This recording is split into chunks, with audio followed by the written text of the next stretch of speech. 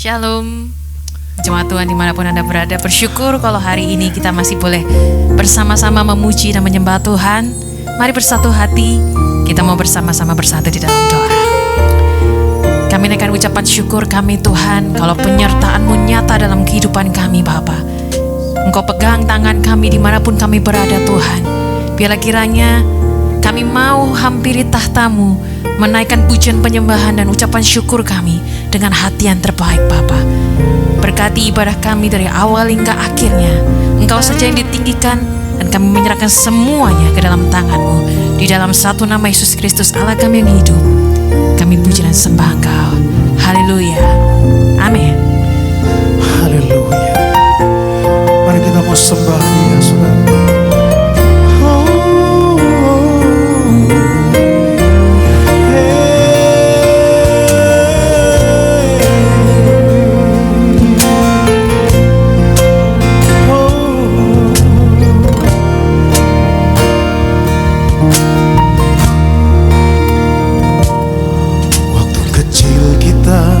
Merindukan Natal, hadiah yang indah dan menawan.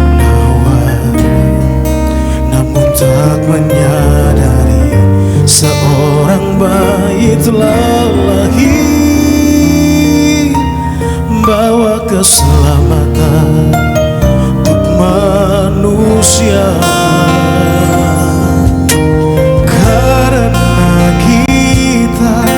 Dia menderita karena kita, Dia disalibkan agar dunia yang hilang diselamatkan dari hukuman kekal.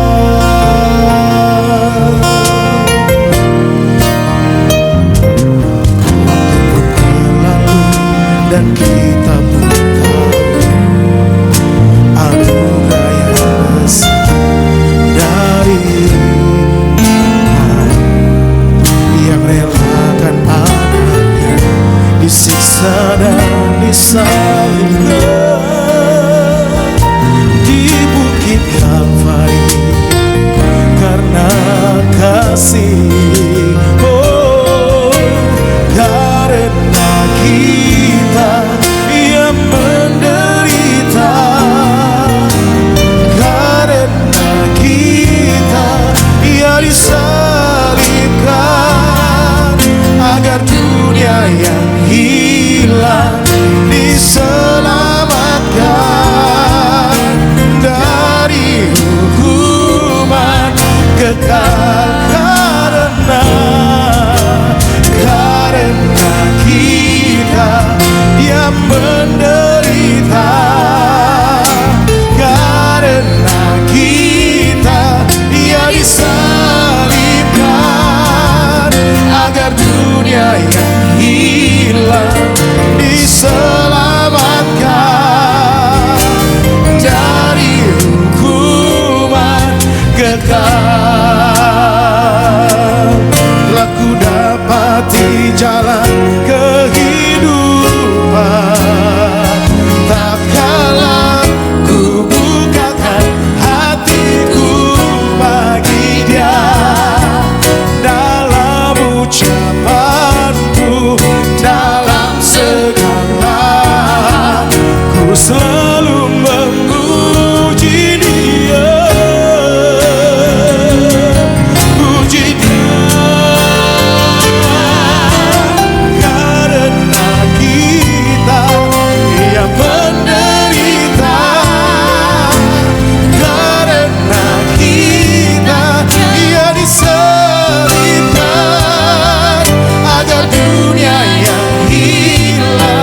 Diselamatkan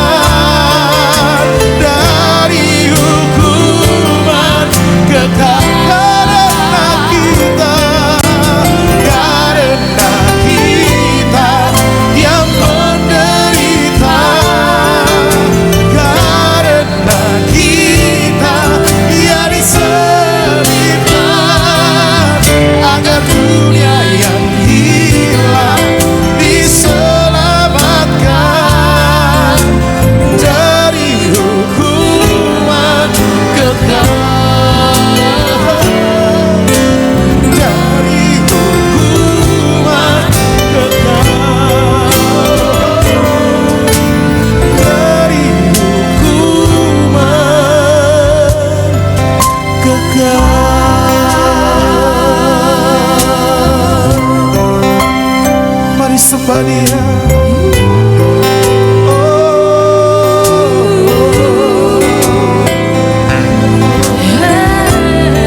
Yesus Tuhan,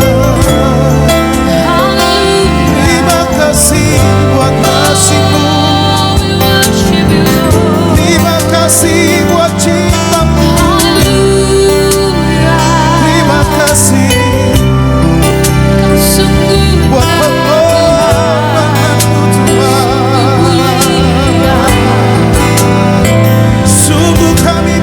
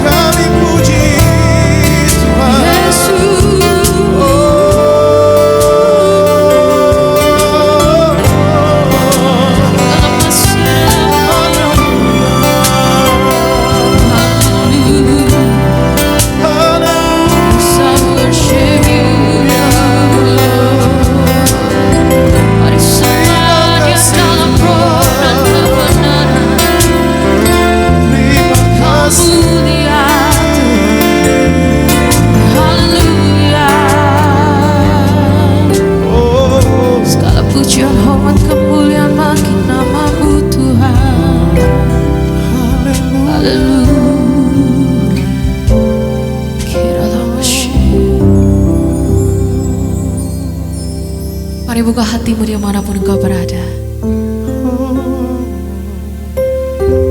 Biar rohnya yang bekerja menjamah setiap hati kita. We worship you, Lord, for you are worthy to be worshipped.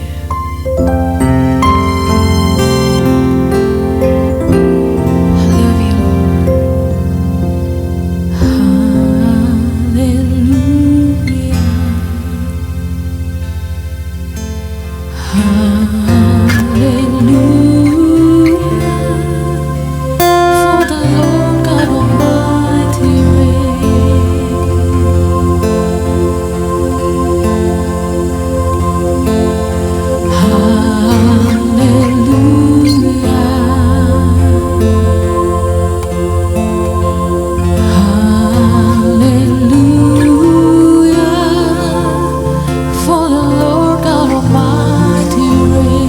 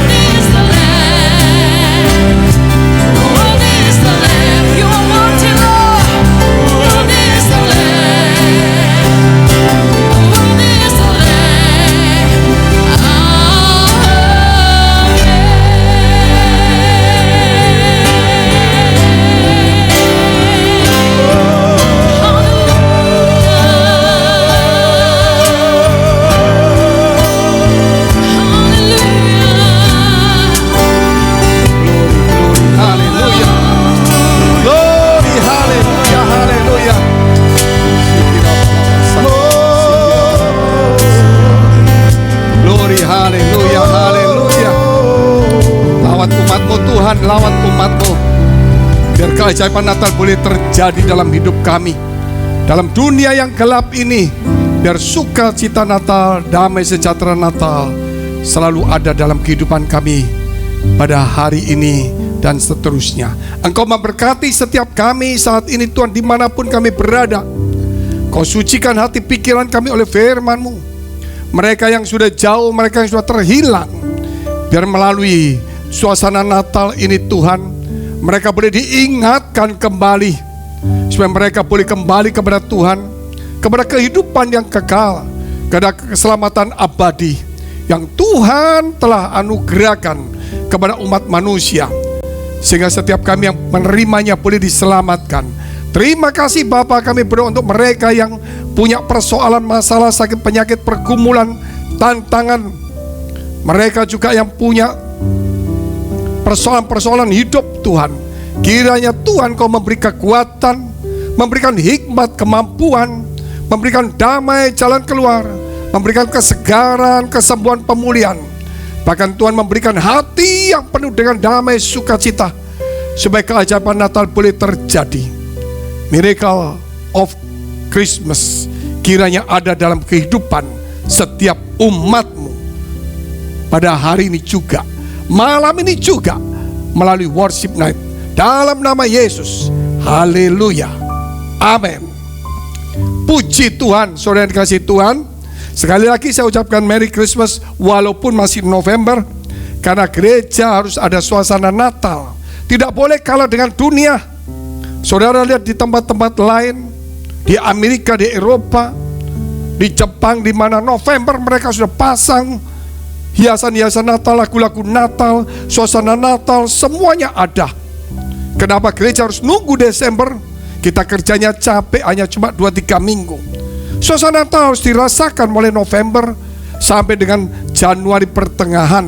Mungkin ada orang berkata, gak perlu Natal Pak, tanggalnya gak pasti. Itu orang yang terlalu berpengetahuan, terlalu doktrin. Dia lupa bahwa Yesus telah datang di dunia. Itu yang harus kita rayakan. Mau tanggal berapa, kenapa kita bisa merayakan tanggal 15 Desember, kadang tanggal 20, kadang juga Natalan kita adakan juga di Komsel tanggal sekian.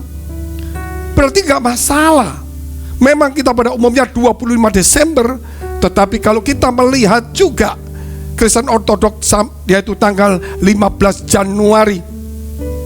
Saudara yang dikasihi Tuhan, kalau kita melihat ratusan tahun sebelum Yesus lahir, seorang nabi besar bernama Yesaya.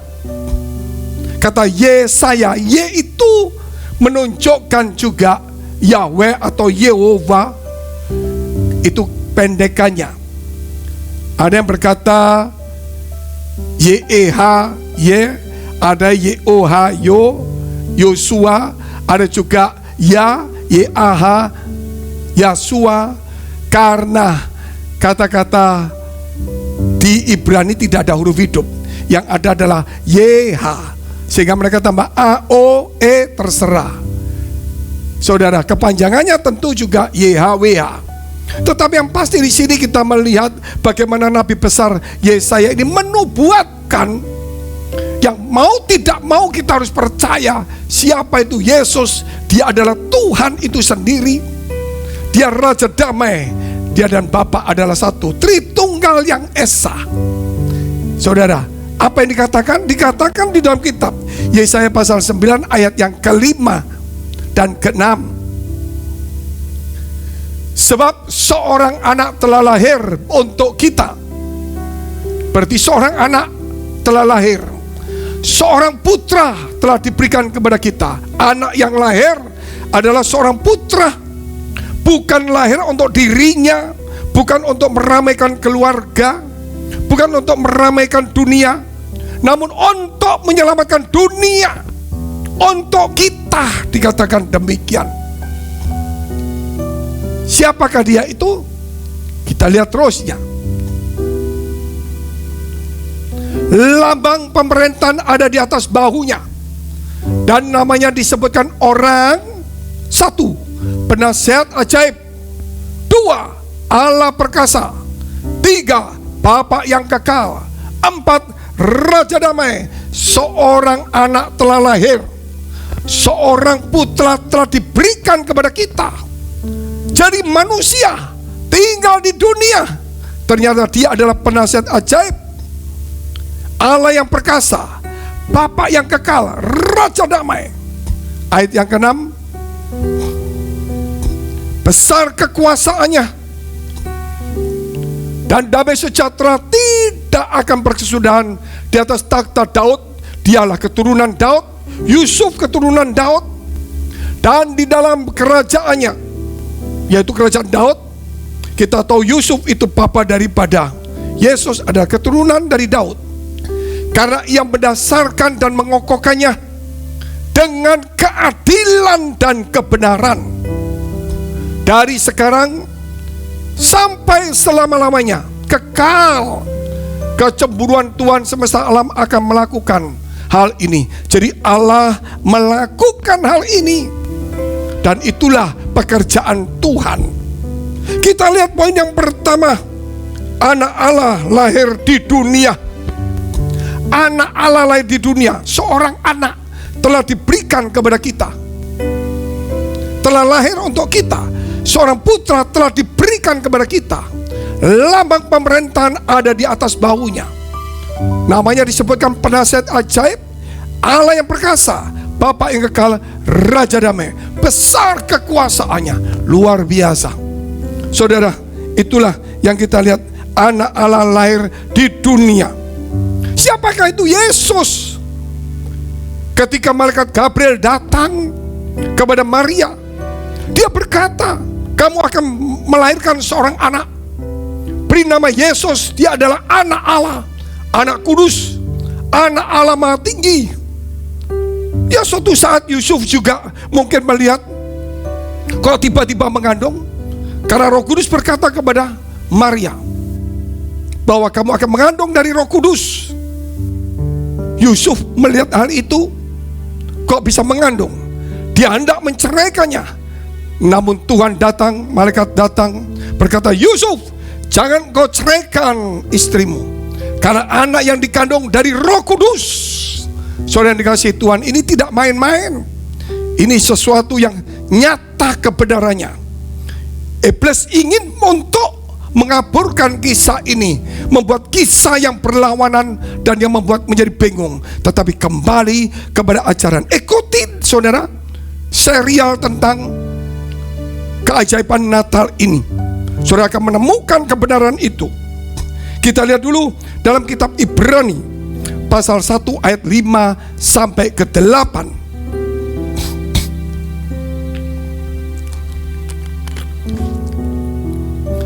Karena kepada siapakah di antara malaikat-malaikat itu pernah ia Bapa katakan, anakku engkau telah kuperanakan pada hari ini, dan aku akan menjadi bapaknya, dan ia akan menjadi anakku.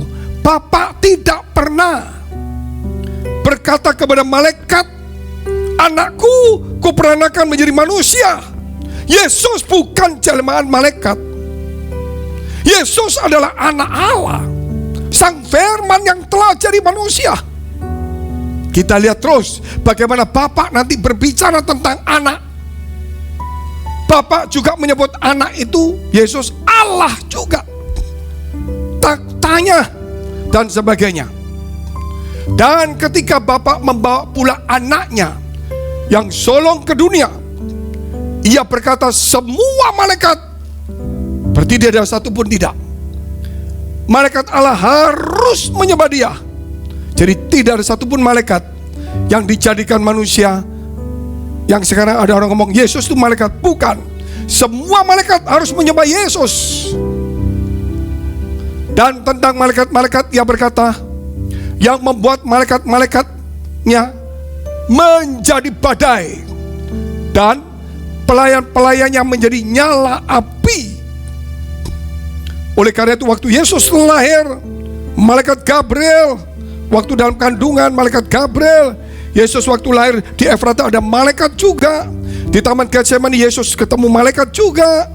Bagaimana di kuburan ada malaikat juga, melayani orang-orang yang percaya dan Yesus juga. Itulah tugas para malaikat.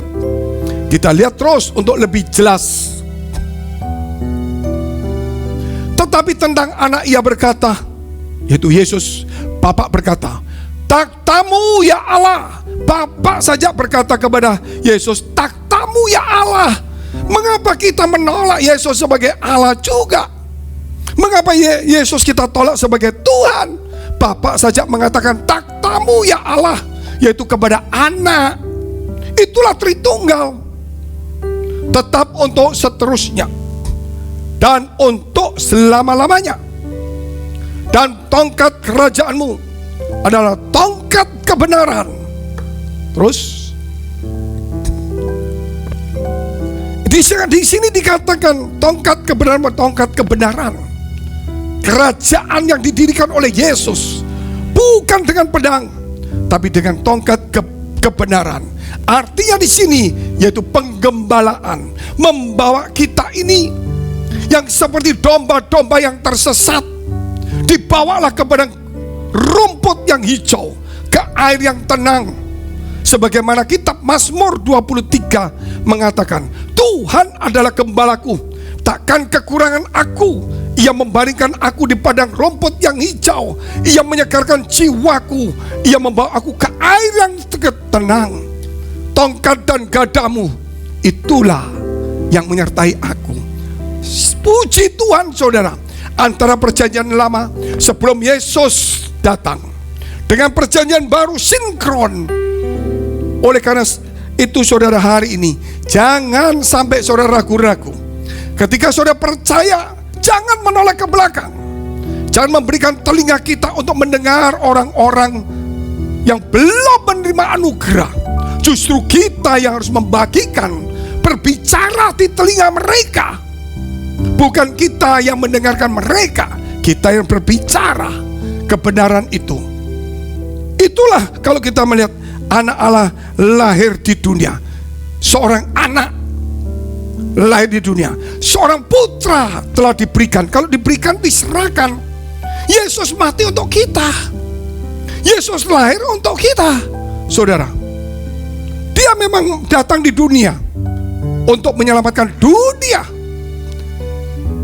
Engkau dan saya hari ini, mari kita mau diselamatkan itu sesuai dengan nubuatan para nabi sejak zaman dahulu. Bagaimana Allah ketika manusia jatuh dalam dosa, Allah membuat permusuhan antara sang ular, yaitu yang menjatuhkan Adam dan Hawa, dengan Adam dan Hawa.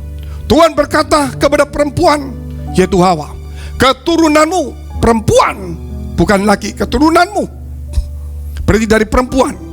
Maria mengandung dari Roh Kudus, bukan dari benihnya Yusuf, hanya pinjam keturunan saja. Dan itu akan menginjak kepala ular dan meremukkannya.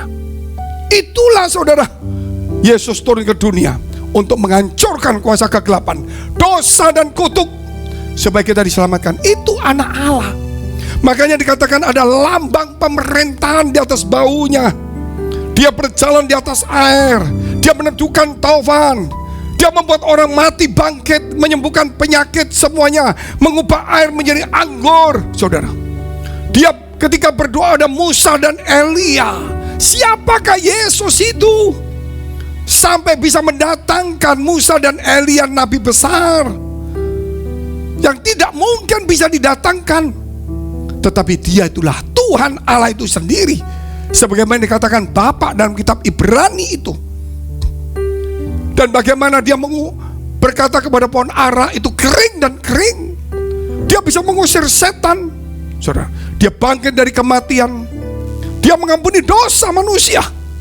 Dan begitu banyak, mengubah 5 roti 2 ikan untuk ribuan orang dan sisa banyak. Begitu luar biasa. Dan Dia menyampaikan firman yang penuh kuasa. Dia tidak membuat pertengkaran. Dia tidak membuat kebencian. Dia membuat orang untuk mengasihi, mengampuni. Dan Dia mengakhiri di salib untuk mengampuni, mengasihi manusia. Itulah anak Allah turun ke dunia demi untuk umat manusia, diberikan kepada kita.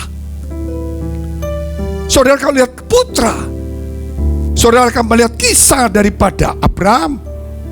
Ketika Abraham mempersembahkan Ishak, orang lain mungkin ngomong, saudara, yang lain kita anggaplah dipersembahkan.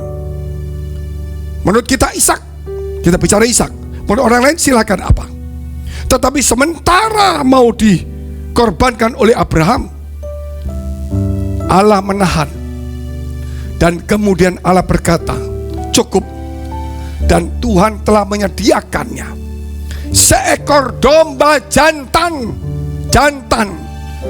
Tanduknya tersangkut di belukar. Itulah yang kemudian dipersembahkan.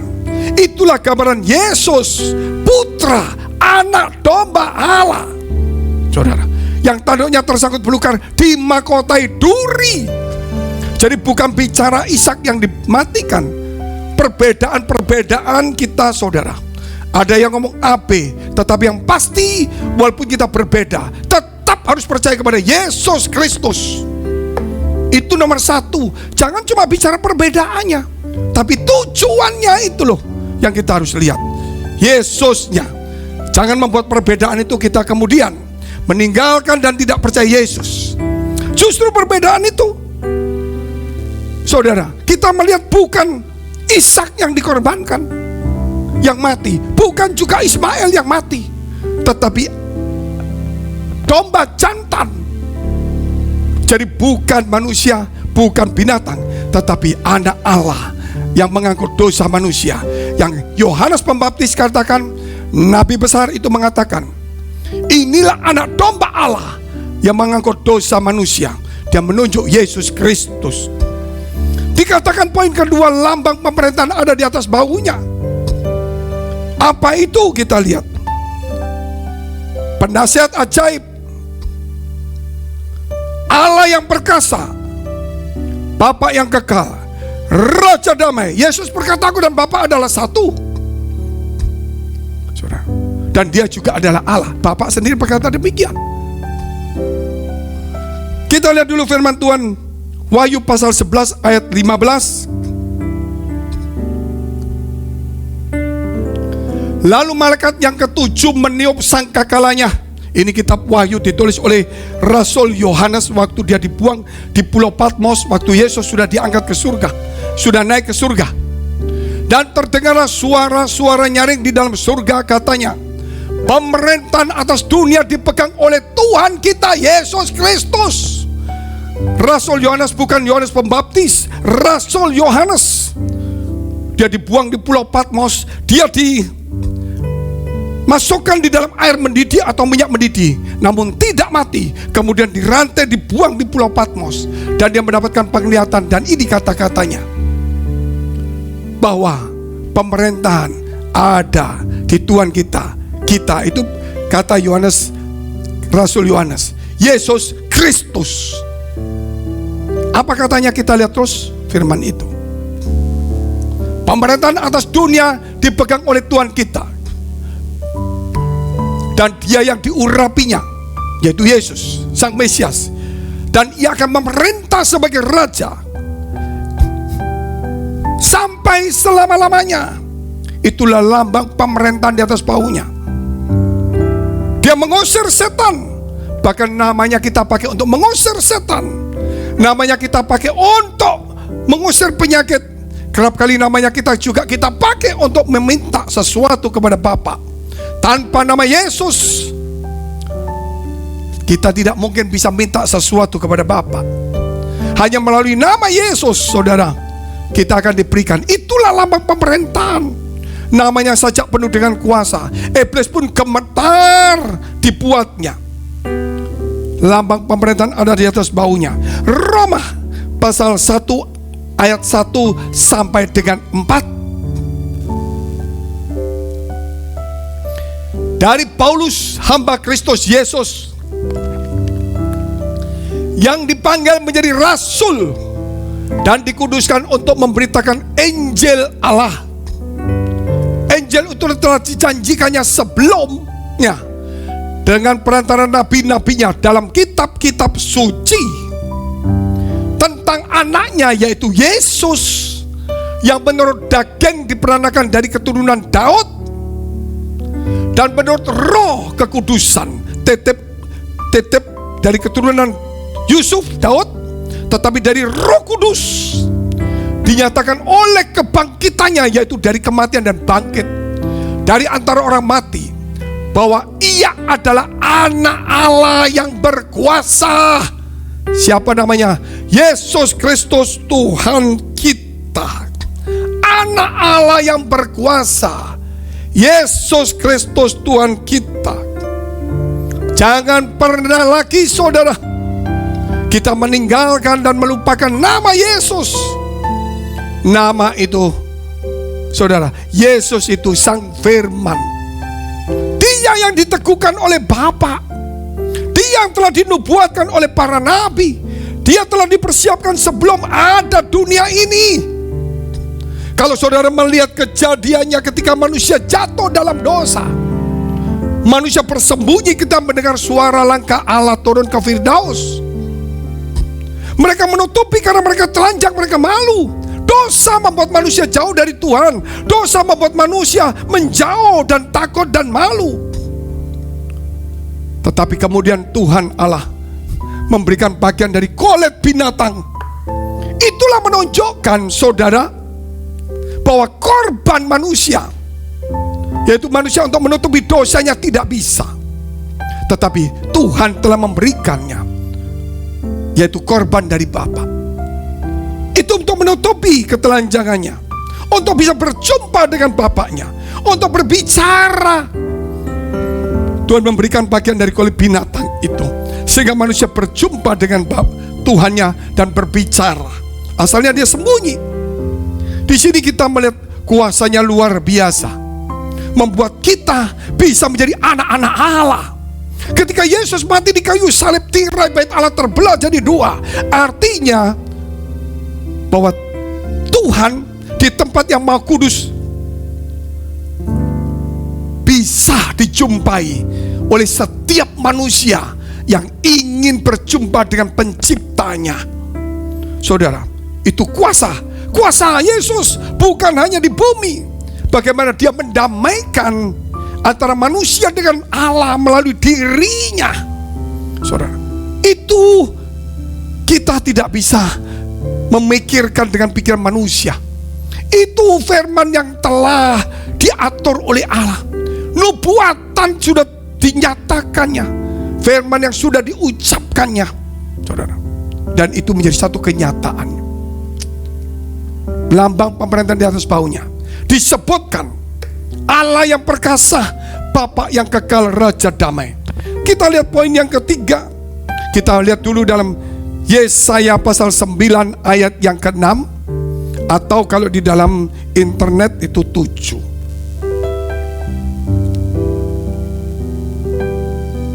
Besar kekuasaannya dan damai sejahtera tidak akan berkesudahan di atas takhta Daud dan di dalam kerajaannya, karena ia mendasarkan dan mengokohkannya dengan keadilan dan kebenaran dari sekarang sampai selama-lamanya.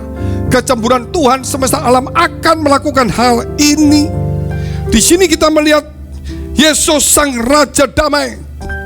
Besar kekuasaannya karena dia mendamaikan antara manusia dengan Allah. Dan di sini kita juga melihat bagaimana Yesus mengajarkan supaya kita hidup damai. Jikalau seseorang dia menjadi kunci atau penentu untuk berdamai, kita harus berdamai. Karena Yesus Sang Raja Damai. Gereja saat ini harus ada damai. Umat Tuhan harus ada damai. Keluarga harus ada damai. Karena Yesus Sang Raja Damai. Kita berkata, aku percaya Tuhan, tapi di gereja kita ribut, di rumah kita ribut. Berarti kita percaya Tuhan, tetapi tidak pernah merajakan Tuhan di gereja kita. Tidak pernah merajakan Tuhan dalam rumah tangga kita. Tidak pernah merajakan Tuhan dalam hati kita. Itulah keajaiban Natal, saudara. Yesus mau lahir di sebuah kandang. Dia datang ke dunia untuk engkau dan saya. Hari ini dia mau lahir dalam hidup kita, supaya ada damai dalam hidup kita. Dialah Sang Raja Damai itu. Wahyu pasal 1 ayat 5 sampai dengan 7 ditulis oleh Rasul Yohanes di Pulau Patmos. Setelah Yesus naik ke surga. Dan dari Yesus Kristus, saksi yang setia, yang pertama bangkit dari antara orang mati, dan yang berkuasa atas raja-raja bumi ini. Dia berkuasa raja-raja bumi. Bagi Dia yang mengasihi kita dan yang telah melepaskan kita dari dosa kita oleh darah-Nya, dan yang telah membuat kita menjadi suatu kerajaan, menjadi imam-imam bagi Allah Bapaknya. Bagi Dialah kemuliaan dan kuasa sampai selama-lamanya. Amin. Lihatlah, Ia datang dengan awan-awan, dan setiap mata akan melihat Dia, juga mereka yang telah menikam Dia, dan semua bangsa di bumi akan meratapi Dia. Ya dan amin. Saudara jelas melihat di sini siapakah Yesus itu. Raja-raja di bumi akan meratapi semuanya. Dia yang bangkit, saudara. Dia raja besar, dan Dia menjadikan kita sebagai imam-imam kerajaan. Ditulis oleh Rasul Petrus bahwa kitalah imamat rajani, bangsa yang kudus, milik kepunyaan Allah. Saudara, artinya setiap orang yang percaya menjadi imam, walaupun bukan harus seorang pendeta, seorang imam yang bisa mempersembahkan, bisa mendoakan, bisa mengayomi, bisa memberikan juga kebenaran. Kita itulah imam-imam. Dikatakan imamat rajani. Jadi setiap orang Kristen, saudara, bukan hanya datang di gereja berjemaat. Dia harus mengerti firman Allah, dia harus dididik di dalam keimaman, bukan iman, imaman. Orang yang beriman dan dia melakukannya menjadi imam. Iman itu timbul dari firman Allah. Kita baca firman Allah, iman timbul, kita melakukannya. Itulah imam. Imam, imamat rajani, imam-imam, tapi juga anak raja, sang raja damai. Sebagai seorang imam yang membawa perdamaian, bukan seorang pemimpin rohani yang membuat perpecahan, yang membuat pertengkaran. Hidupnya harus mengalah, berdamai. Difitnah pun dia tidak boleh, saudara, memfitnah kembali. Kita harus menyerahkan hak penghakiman kepada Tuhan. Daging harus mati supaya roh itu hidup. Daging itu hawa nafsu, keinginan kita. Mungkin kita ingin bela diri, tetapi kita harus kembali kepada Tuhan. Daging harus mati, roh itu hidup. Kenapa, saudara? Karena Yesus sang Raja damai. Untuk damai, kita harus mematikan daging kita. Tidak bisa tidak. Siapa orang yang mau damai? Semua orang gak terima. Makanya dunia ini akan hancur, akan perang semuanya. Tetapi dikatakan Dia akan datang di atas awan-awan untuk menjemput imam-imamnya. Artinya, saudara, yaitu kita-kita yang sudah dewasa rohani, yang sudah makanan rohani, yang sudah melakukannya. Dia akan datang. Ini tidak lama lagi. Dikatakan firman Allah, kalau engkau melihat tanda-tanda itu, maka Yesus katakan dalam Matius 24, satu generasi tidak akan lewat, semuanya harus terjadi. Tanda apa? Kita lihat tanda alam. Dunia sudah bergolak, ekonomi sudah begitu banyak, orang sudah menjadi hamba uang, orang membunuh demi uang, anak memberontak kepada orang tua, orang tidak tahu berterima kasih, tidak mempedulikan agama, kasih sudah menjadi dingin, dan begitu banyak sekali, saudara. Gereja sudah tempat menjadi apa lagi? Menjadi sarang penyamun, tempat untuk memperkaya diri, untuk memperdebatkan, untuk mencari nama, saudara, bukan untuk mencari Tuhan. Itu kesalahan yang fatal. Jadi di gereja kita hidup dengan kedagingan. Oleh karena itu, saudara yang kasih Tuhan, kita lihat poin yang keempat. Sang firman telah jadi manusia. Sang firman telah jadi manusia. Kita baca dulu Yohanes pasal 1 ayat 13 dan 14. Orang-orang yang diperanakan bukan dari darah atau dari daging, bukan pula secara jasmani oleh keinginan seorang laki-laki, melainkan dari Allah, yaitu Yesus yang lahir dari Roh Kudus. Siapakah Yesus itu? Firman itu telah menjadi manusia. Yesus itu firman, dan diam di antara kita. Untuk lebih jelas, saudara bisa mengikuti, yaitu Kemis di YouTube, Kemis yang lalu. Tetap dengan keajaiban Natal yang seri pertama dari Worship Net ini, supaya saudara bisa melihat nyusun dengan bagus. Firman itu telah menjadi manusia dan diam di antara kita, dan kita telah melihat kemuliaannya, yaitu kemuliaan yang diberikan kepadanya sebagai anak tunggal Bapa. Tidak ada yang lain juru selamat kecuali Yesus Kristus, penuh kasih karunia dan kebenaran. Itulah Yesus Kristus. Karena di bawah kolong langit ini tidak ada satu nama pun yang olehnya kita boleh selamat kecuali oleh nama Yesus. Haleluya. Itulah anak tunggal Bapa, saudara, penuh kasih karunia. Kita lihat keajaiban Natal ini sungguh luar biasa. Inilah berita yang besar bagi umat manusia. Oleh sebab itu disebut kabar baik. Kabar baik, saudara. Di dunia ini kita mendengar begitu banyak kabar gak baik, tetapi Allah memberikan kabar baik. Oh, saya punya masalah, Yesus juru selamat. Kata juru selamat itu berarti semua masalah. Saudara, kalau kita bilang juru mudi, dia cuma akhir mudi. Juru masak cuma masak. Juru ketik, juru bicara hanya akhir. Tetapi juru selamat, ahli penyelamatan segala macam. Dari persoalan hidup, dari macam-macam, sampai di alam baka sekalipun dia mampu, karena juru selamat.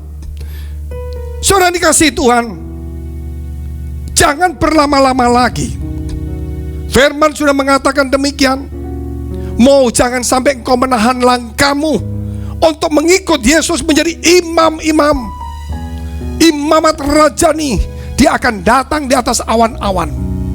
Maka kita akan diangkat semuanya dan akan memerintah bersama dengan dia. Keselamatan, juru selamat itu, saudara, ada dalam hidup kita. Kita lihat Ibrani pasal 2 ayat 8 sampai dengan 12.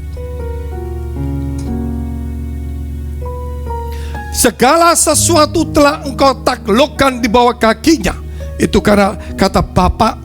Kalau saudara ikuti Ibrani ini boleh mengikuti juga, yaitu Worship Net minggu yang lalu, serial.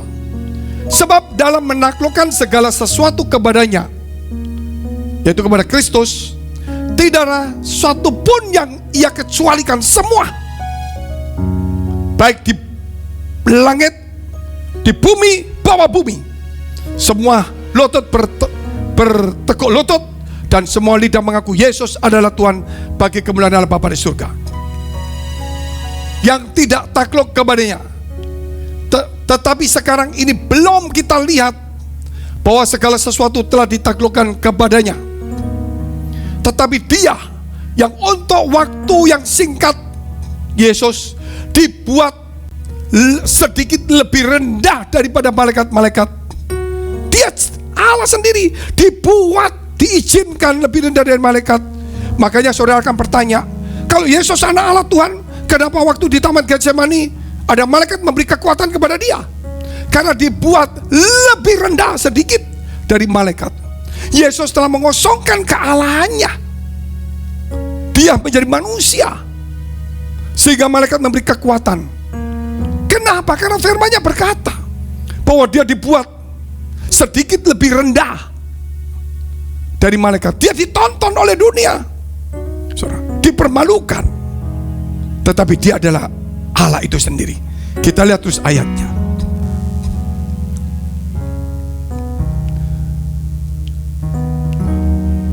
Yaitu Yesus, saya ulangi, tetapi dia yang untuk waktu yang singkat dibuat sedikit lebih rendah daripada malaikat-malaikat, yaitu Yesus.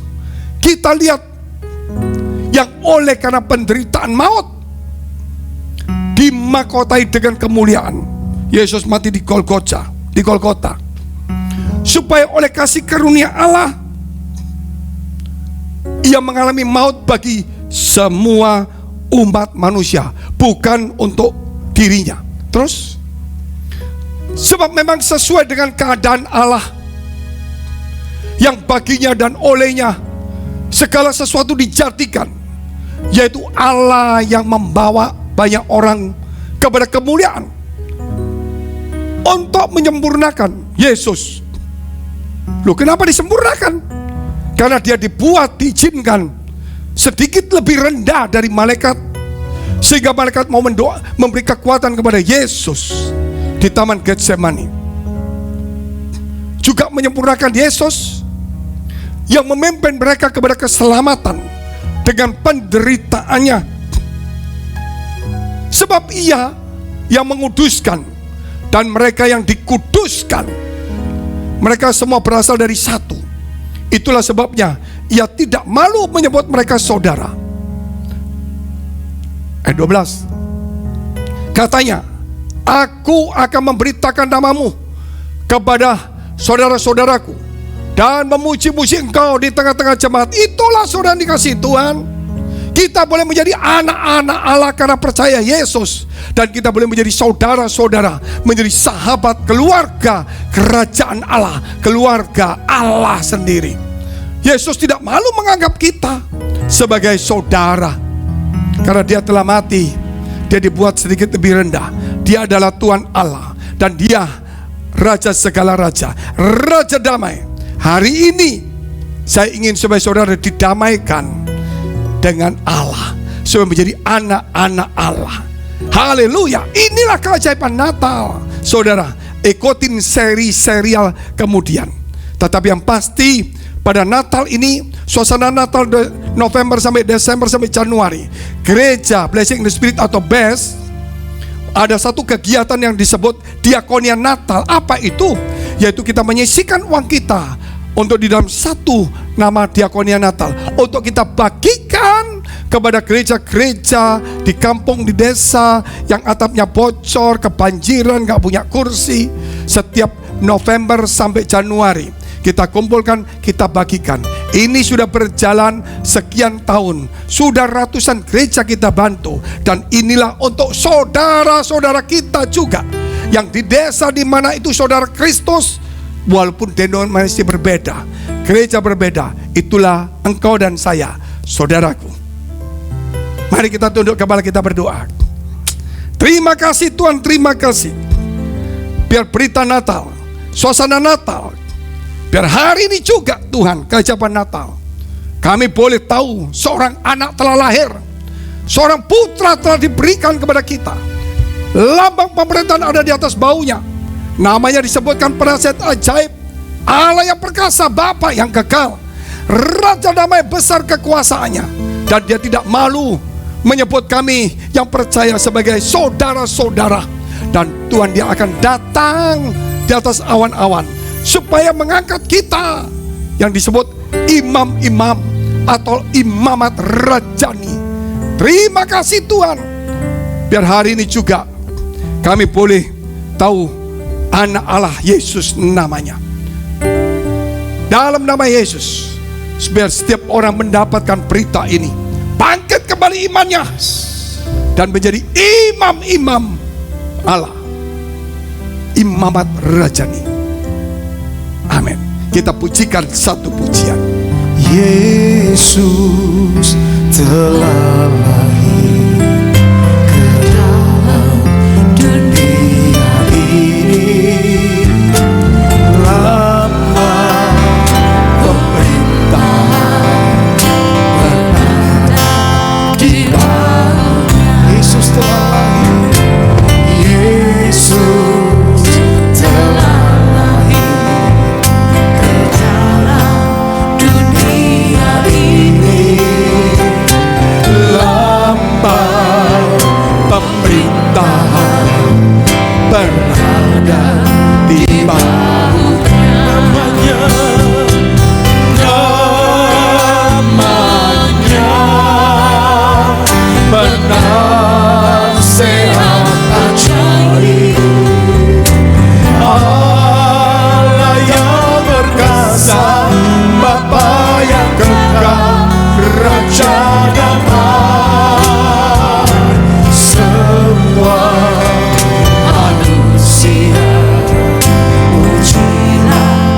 sembah Dia. Glory bagi Dia. Haleluya. Namanya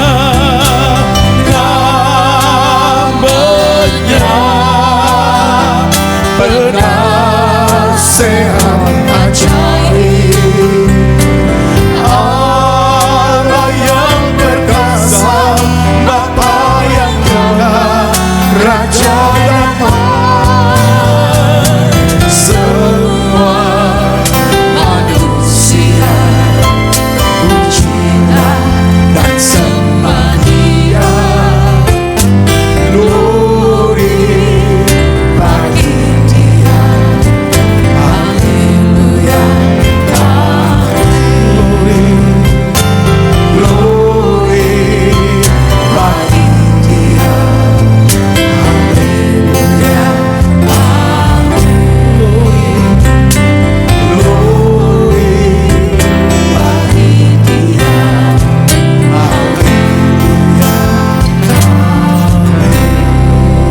Merry Christmas. Mari kita tunduk kepala. Kami berdoa untuk semua gereja yang ada di seluruh dunia, dari hamba Tuhan sampai kepada umat Tuhan. Kiranya Tuhan Kau memberkati mereka, supaya mereka menjadi berkat dan hidup mereka berdampak. Supaya di mana gereja mereka melayani dipenuhi orang-orang yang takut akan Tuhan dan tulus hati. Kami berdoa untuk semua gereja yang ada di seluruh dunia, supaya mereka bersatu rukun dan tidak terpecah-pecah. Supaya dunia percaya Yesus adalah Tuhan bagi kemuliaan Allah Bapa di surga. Demikian gereja di mana kami menggembalakannya, gereja Blessing the Spirit atau BES. Kami berdoa untuk setiap persembahan yang dipersembahkan umat-Mu, mereka yang aktif, mereka yang melayani, mereka yang berjemaat. Tuhan, biar Engkau memberkati mereka, supaya apa yang mereka kerjakan boleh berkenan menjadi dupa yang harum di hadapan Tuhan. Dan segala pekerjaan rumah tangga, kesehatan, iman, rohani mereka, biar Tuhan memberkatinya. Biar kebajikan, kemurahan selalu menyertai mereka sampai kepada anak cucu mereka. Mari dekapkan kedua tanganmu di dadamu. Untuk menerima berkat itu mudah, namun menjaga hati itu sukar. Sebab itu firman Tuhan berkata, jagalah hatimu dengan penuh segala kewaspadaan, karena dari situlah terpancar kehidupan. Jadilah berkat dan terimalah berkat rahmat anugerah dari Allah Bapa di surga, di dalam Putra Tunggalnya Yesus Kristus, yang sudah mati untuk dosa-dosa kita, bangkit naik surga, menyediakan rumah, dan Dia akan datang menjemput menghakimi kita semua di dalam persekutuan dengan Roh Kudus, mulai hari ini sampai selama-lamanya. Kita akhiri dengan doa yang diajarkan Tuhan Yesus kepada kita. Bapa kami yang ada di surga, dikuduskanlah namamu, datanglah kerajaan, jadilah kehendak-Mu di bumi seperti di surga.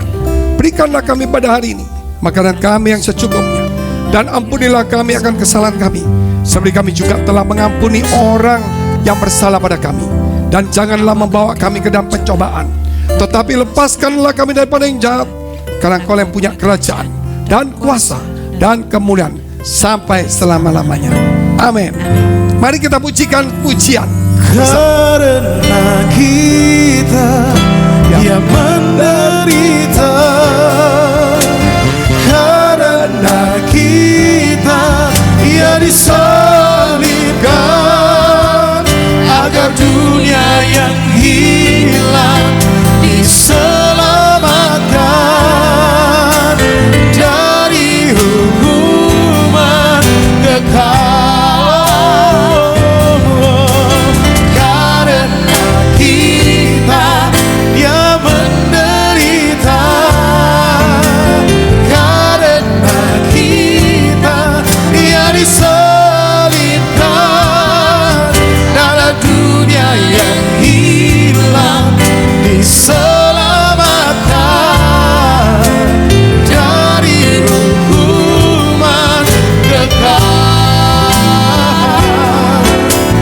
dari hukuman kekal,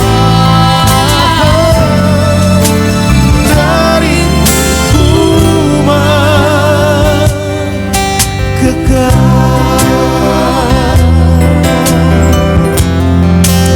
Haleluya. Selamat Tuhan. Selamat malam Bapak Ibu Saudara. Tuhan Yesus memberkati. Haleluya.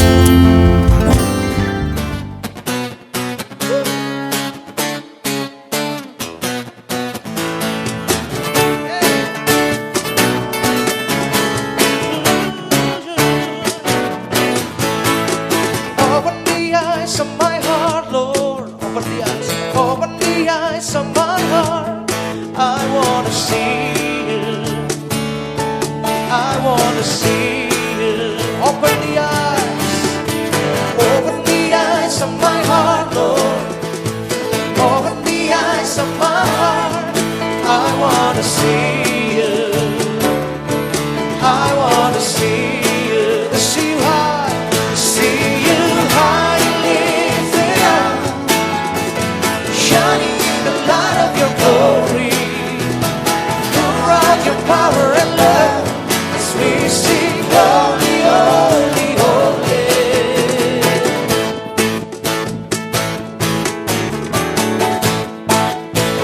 Mari sama-sama katakan, open the eyes of my heart, Lord.